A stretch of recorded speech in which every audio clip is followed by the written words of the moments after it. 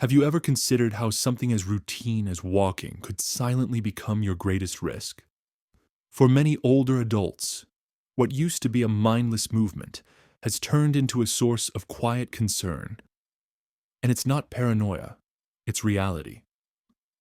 Falls are one of the leading causes of serious injury for seniors, and they can happen in the blink of an eye. One fall, just one, can be enough to shift your entire life. You might go from total independence to needing help with simple tasks, all because of a moment you didn't see coming. Hospital stays, lengthy recoveries, and lifestyle changes often follow. It's not just about broken bones, it's about losing freedom. And the hardest part? There's no dramatic warning, no sirens or flashing lights. You're just walking to the kitchen, stepping onto your porch, or rising from your favorite chair, and suddenly your balance gives out. A slip, a wobble, and everything changes. But what if that risk didn't have to be part of your daily routine? What if walking could once again be something you do with calm confidence instead of quiet fear? The good news is, it can, and it doesn't require expensive equipment, complicated workouts, or a physical therapist on speed dial. In this video, we're sharing 6 evidence-based walking techniques that seniors across the world are using to stay upright, steady, and secure. These aren't gimmicks or one-size-fits-all solutions. They're real strategies, grounded in science and proven in practice. These techniques are simple, easy to remember, and powerful when used consistently. You can practice them in your living room, at the grocery store, or during your daily walk around the neighborhood. They require no equipment, just awareness and a willingness to take control of your movement. Each one of these steps is designed not only to improve your balance, but to reduce your fear of walking. They target the most common mistakes that lead to falls, mistakes you may not even realize you're making, and replace them with habits that support strength, posture, and control. By the end of this video, you'll understand how a small adjustment in how you walk can make a big difference. Whether you're in your 60s or 80s, or you're caring for someone in that age range, these techniques could make the difference between moving with fear and moving with freedom. And remember, it's never too late to make changes that improve your health. These aren't fixes for the future. They're skills you can start using today. And each one has the power to help you avoid the ER, avoid the walker, and avoid the slow fade of independence. So stay with us. And if aging well, walking confidently, and staying strong matter to you or someone you love, hit that like button and subscribe to Healthy Front. This is just the beginning of the journey towards safer, steadier steps. Now let's begin with the very first technique. It's so simple, most people overlook it, but once you understand it, it might just become your most powerful fall prevention tool. Let's start with a technique that's so subtle. Most people don't realize how critical it is. Where you place your gaze while walking. Believe it or not, your head position can make or break your balance. It sets the tone for how your spine, shoulders, and legs move with every step. Think of your head as the front car of a train. Wherever it goes, the rest of your body follows. So if your head is always tilted downward, your entire posture begins to collapse. Shoulders hunch, your spine curves, and suddenly your center of gravity shifts forward in an unstable way. Many older adults develop the habit of looking down constantly, especially after a fall or near miss. It seems like the right move, right? Keep an eye on your feet to avoid tripping. But here's the truth. That habit often backfires. It can actually increase your fall risk. Why? Because staring at the ground causes your upper body to hunch, weakens your core engagement, and narrows your field of vision. You become less aware of what's coming up, like a crack in the sidewalk, a low-hanging branch, or a shift in elevation. This also puts strain on your neck and upper back, which in turn can throw off your balance system. And over time, it leads to a cycle of tension and instability, even in familiar environments like your home or backyard. So, what's the better approach? Physical therapists call it the forward gaze rule. It means you look 10 to 15 feet ahead of where you're walking, not straight down at your feet. This keeps your neck tall, your spine aligned, and your steps more coordinated.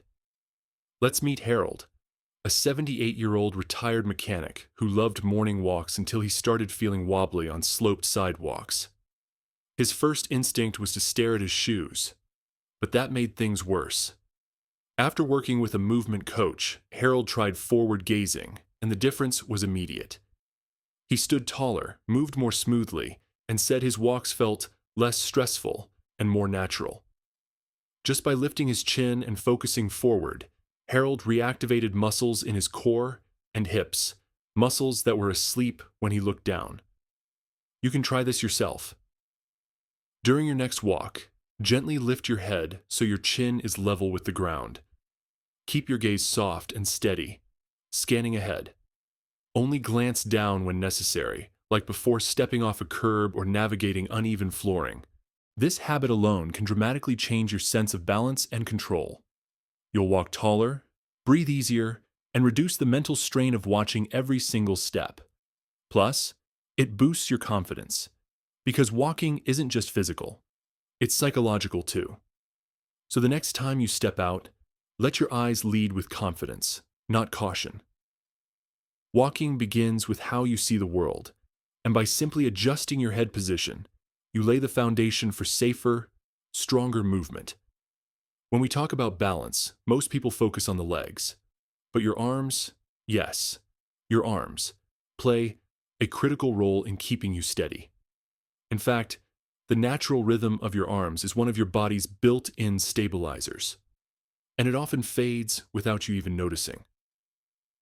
Technique number 2 is about rediscovering your arm swing, that gentle back and forth motion you had as a child.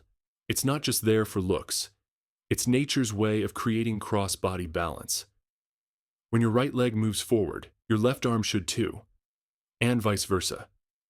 This diagonal rhythm helps stabilize your upper body, reducing how much your torso wobbles or leans. It makes walking feel smoother, easier, and more natural. But as we age, this rhythm often fades, especially after injury or due to fear of falling. Sometimes it happens because we're gripping a cane or walker. Other times it's due to shoulder stiffness or arthritis. But often it's just tension. When we're nervous, we tighten up, and that tension freezes our arms in place, throwing our balance off.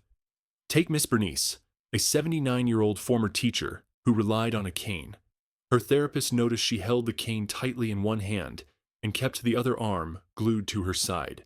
Once she was coached to gently swing her free arm, even a little, her balance improved dramatically. The tip is simple. Let your arms move. Keep your elbows loose. Hands relaxed, not clenched. You don't need big, exaggerated swings. Even subtle movement restores rhythm and helps your body walk in sync again. One arm is better than none. Now, let's head downward, to your feet. Technique number 3 is all about how your feet strike the ground. Most people assume walking is automatic, but the truth is, your walking pattern can change over time, and sometimes not for the better.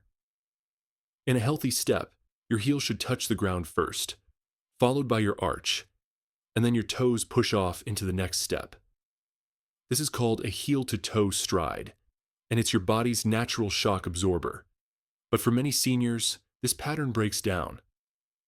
You might find yourself landing flat-footed or shuffling. Some people even strike with their toes first. These habits often come from pain, stiff joints, or fear of tripping. Ironically, they increase your risk of falling, especially if your toes catch a rug or uneven surface. Leonard, a 74-year-old gardening enthusiast, began retraining his walk after noticing he was barely lifting his feet. By practicing heel-to-toe steps while holding a countertop for support, he slowly rebuilt strength and confidence. His knees hurt less, and he stopped tripping. You can try this today. Walk barefoot across a soft surface and feel the heel, arch, toe sequence. Practice slowly and intentionally. Your body remembers this movement. It just needs a reminder. When your arms and feet work in harmony, your walk becomes safer, stronger, and more connected. Now let's talk about something that feels almost too simple to matter: the size of your steps. But technique number 4 shows us that the length of your stride can make a major difference in your balance. This is one of the most practical adjustments older adults can make. In our younger years, we naturally took longer strides. It felt efficient, even confident. But as we age, longer steps can pull us off balance, especially if our legs don't move as freely or our reflexes slow. That long stride stretches your body beyond its stable center. When your foot lands too far in front of your body, it acts like a brake, not a support. It shifts your weight backward, delays your reaction time, and increases the chance of slipping, especially on uneven surfaces or slick floors. Shorter steps, on the other hand, keep your feet beneath you. Your body stays centered. Your posture improves. You're more agile, more grounded, and better prepared to handle unexpected changes like curbs, wet spots, or even pets darting in front of you. Mr. Franklin, an 83-year-old retired postman, had always walked quickly with big strides. But a couple of unexpected stumbles made him rethink his routine. With help from his therapist, he began shortening his steps slightly, and within weeks, his balance improved, and his legs felt less fatigued. Want to try it? Here's a quick test. Walk your usual pace and count your steps in 10 seconds. Then walk again, this time taking slightly shorter steps. If your step count increases, you're likely walking with more control, not less. Technique number 5 now brings us to your core, the quiet powerhouse behind every balance movement. Many people believe their feet or legs are the key to stability. But without a strong core, your whole body can feel like it's working overtime to stay upright. Your core muscles include your abdominals, lower back, hips, and pelvis. These muscles stabilize your spine and keep you aligned. When they're weak, your shoulders slump, your legs overcompensate, and your walking becomes tense or wobbly. Here's the good news. You don't need to hit the gym. You can build core strength right at home using gentle, everyday movements. One of the best? Standing near a counter and lifting 1 foot an inch off the floor. Hold for 5 seconds, then switch sides. Mrs. Lillian, 81, started doing this while waiting for her tea each morning. Within weeks, her posture improved. She said it felt like her body woke up again. That tiny balance challenge was enough to remind her muscles what to do. Throughout your day, try lightly pulling your belly button toward your spine for a few seconds at a time, whether you're brushing your teeth or making dinner. These small core activations build the strength behind your stability, and they add up, step by step. Let's talk about one of the most surprising causes of falls, and one you might not expect. It's not rugs or clutter. It's not even stairs. It's the subtle shift in flooring beneath your feet. From tile to carpet, wood to rug, or indoors to outdoors. As we age, our brain processes visual and physical information more slowly. Even with good eyesight, the way we perceive depth, surface texture, and elevation can change. That tiny lag in adjustment is often just enough to cause a stumble or slip.